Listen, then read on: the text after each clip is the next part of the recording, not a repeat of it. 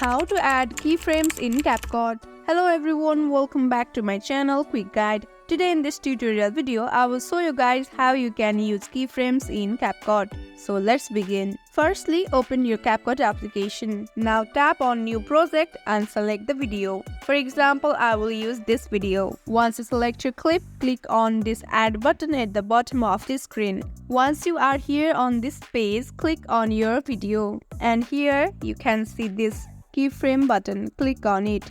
Now this red color indicates that the keyframes is added on your video. Now you can create new cool effects using this keyframe button. You can add many keyframes in your CapCut video. For example, I will use this keyframe button in order to make the zooming effect. So just zoom in a little bit on your video. Now play your video and here you will find this cooler effect applied on your video. So that's it. In this way you can add keyframes in CapCut. I hope you guys understood this tutorial. Don't forget to drop a like and subscribe to my channel. We'll see you on next video. Till then, stay tuned. Bye bye.